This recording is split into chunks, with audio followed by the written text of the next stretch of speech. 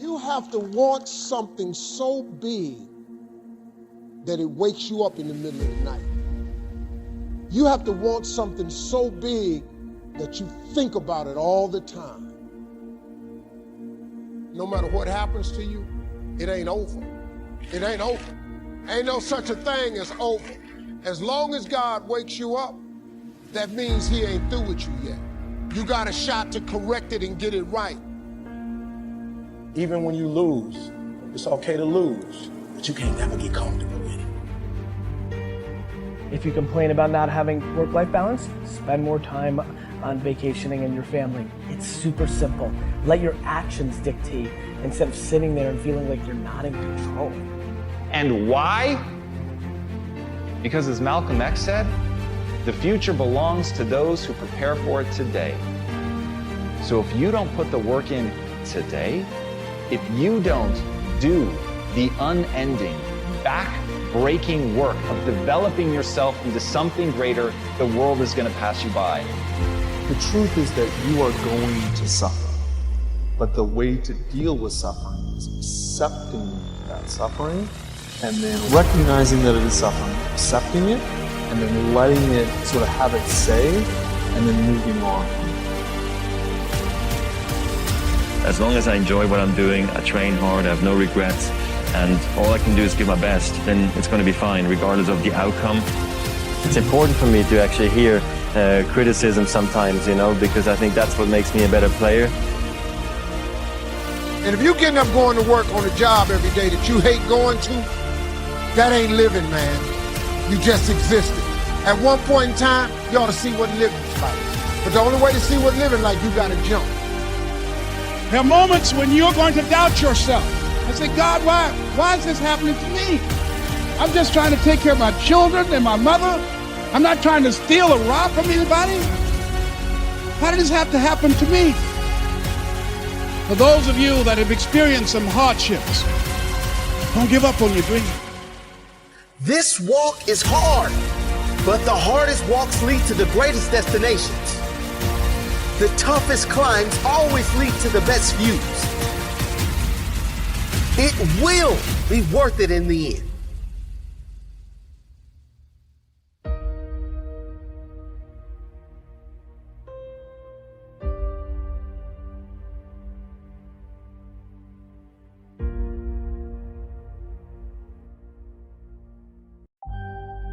As Ernest Hemingway noted, the world breaks everyone, and afterward, many are stronger in the broken places.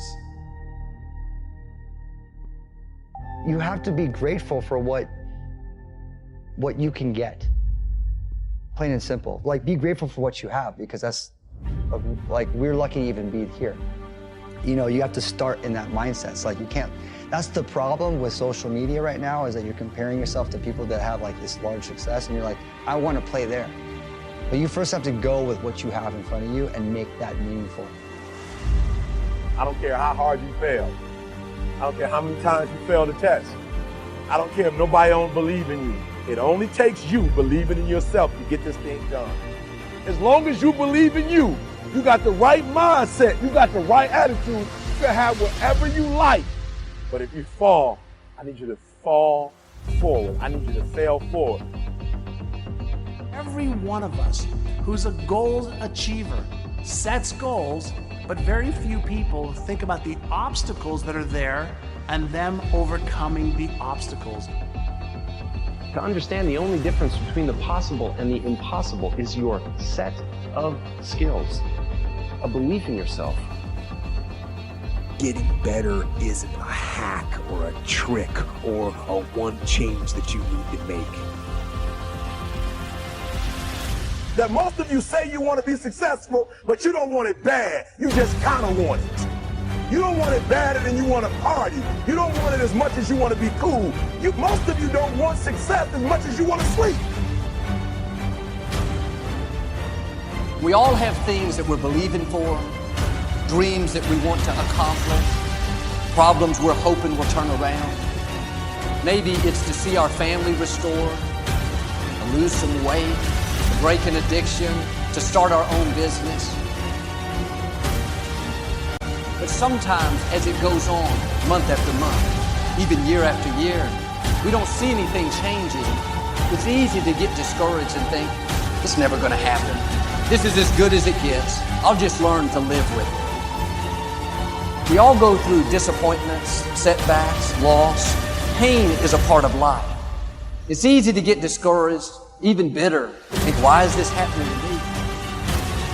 But my question is, why isn't everyone? To me, it comes down to the strategies that you use. There really isn't anything objectively good or bad. There isn't anything that happens to you that can't be overcome. There isn't anything that could happen to you. Anything. You can't afford not to be you. You can't afford just to go to work so you can get a check. You cannot afford not to see what your greatest is. You can't afford not to put your foot all the way down and see what you can get out of life. You can't afford not to be you. You still in the game, which means if you're in the game and there's still time in the game, still time left in the game, you can still win the game.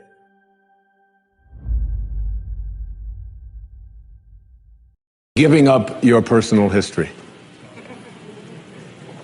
And I learned it from a man named Carlos Castaneda, who once said that one day, he said, I finally realized that I no longer needed a personal history. And just like drinking, he said, I gave it up. And that, and only that, has made all the difference in the world. You know the nice thing about giving up your personal history? Is that if you don't have a story, you don't have to live up to it. All of us have these bags of manure that we carry around with us, called our past, and the people who have done things to us, and the events and the circumstances, all of this stuff that we use and we bond to, and we bond ourselves to these wounds of our past, and we identify ourselves on the basis of these wounds. And every once in a while we set it down and we reach in there and we smear it all over ourselves. And then we wonder, why does my life smell so bad? I don't understand this. When in fact, the now, this moment, merging yourself into the now, means that you may have been in a relationship. I had a woman from Holland who came over to see me, whose husband had left her after 25 years. She had 4 children, and she just had been on the verge of suicide. And she was losing weight, and she was depressed, and she was taking all kinds of drugs for it, and she was getting sicker and sicker because she just couldn't get over it. And she came to a book signing that I was doing at a bookstore down in Florida. And she said, you've got to say something to me. You've got to say something to me that will help me to get over this. And I told her this line. I said, give up your personal history. Merge yourself here, now, into this moment. And those 25 years are something, if you want to understand how to do it, think of your past as, oh, this hat. And this is your past. Now, you can't just set this thing down over here and walk away from it and give up your personal history, because you'll always have it there to look back at.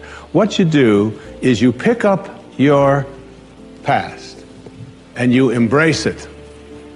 You understand it, you accept it as, I had to go through these things that I had to go through in order for me to get to this place today, and the evidence for that is that I did. You don't need any more evidence. You did. And then you toss it. You toss it. You embrace it and you toss it. And you merge into the now by giving up your attachment. And some of you have heard me use the metaphor of the wake. Alan Watts talked about the wake is not what drives the boat. The wake is just a trail that is left behind. That's all it is. And so is the wake of your life. And the wake doesn't make the boat go, and neither does the wake of your life the reason why your life is going in the direction that it is. The wake is a trail that is left behind, and it's an illusion to believe that it is the cause of your suffering or your struggles or your difficulty. Give it up. Let it go. Embrace it, understand it, get help doing that if you must, and then move into the now.